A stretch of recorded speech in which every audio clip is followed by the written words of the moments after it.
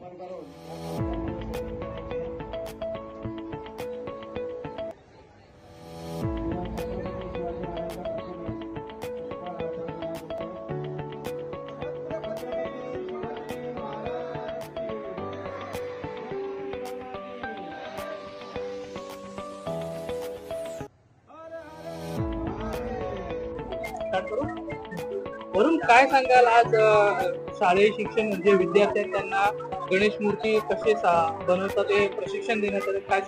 आपण गेले 2 वर्षापासून हा उपक्रम इथे राबवत आहे आणि हे आपल्याला छत्रपती शिवाजी महाराजांनी दिलेले संस्कार आहेत। जसं आपण एक 2 मिनिट तुम्हाला इतिहासाचा किस्सा सांगतो की तेव्हा कलाकारांना प्रोत्साहन मिळावं म्हणून छत्रपती शिवाजी महाराजांनी नदीमधून माती तेव्हा काढली जायची आणि ती माती काढून कलाकार त्याच्याने मूर्ती घडवायची आणि ती मूर्ती घडवायचे आणि त्यानंतर गणेशोत्सवात ती मूर्तीचं आपण पूजन करायचो।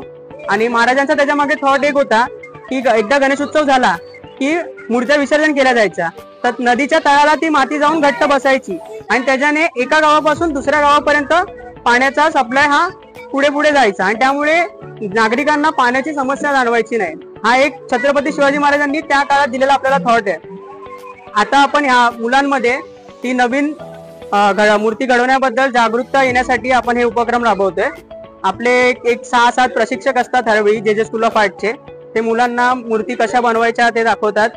शाडू मातीची मूर्ती एकतर पर्यावरणपूरक आहे आणि पर्यावरणपूरक असल्यामुळे आपण ती घरीही विसर्जन करू शकतो आणि नंतर त्या मातीचा परत यूजही करू शकतो।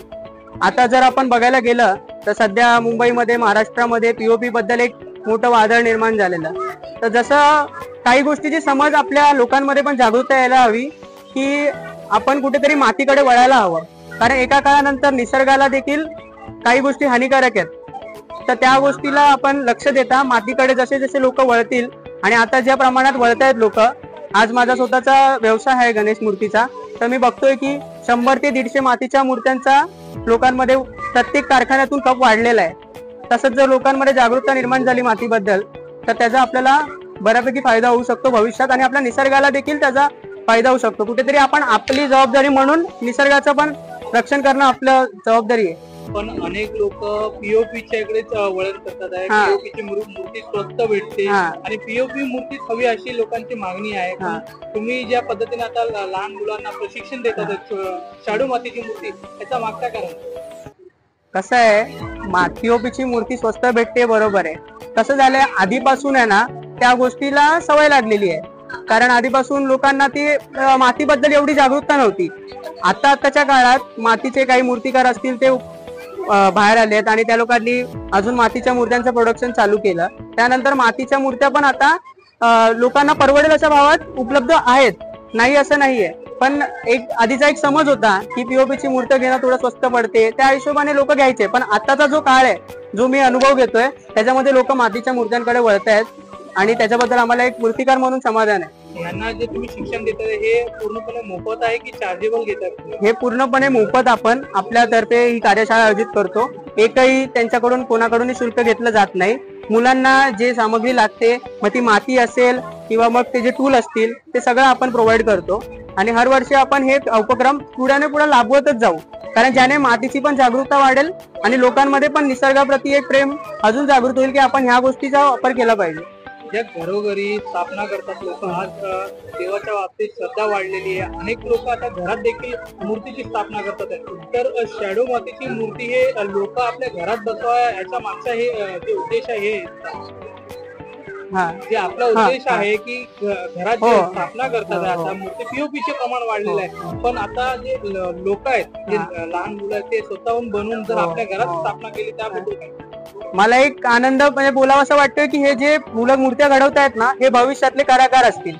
हे मुलं पुढे जाऊन मातीच्या मूर्त्या घडवतील आणि हीच मुलं पुढे जाऊन ह्या ज्या गोष्टी होत आहेत, निसर्गाची हानी ज्या गोष्टी आहेत, त्याला विरोध म्हणून हीच मुलं असतील आणि ह्या मुलं मातीच्या मूर्त्या घडवतील आणि प्रत्येक घरोघरी आपल्याला काही काळानंतर का होईना पण बाप्पाच्या कृपेने मातीच्या मूर्त्या दिसतील, जेणेकरून आपल्या पर्यावरणाचा समतोल राखला जाईल. शेवटचा प्रश्न आहे, तुम्ही पीओपी मूर्तीच्या बाबतीत विरोध करतात?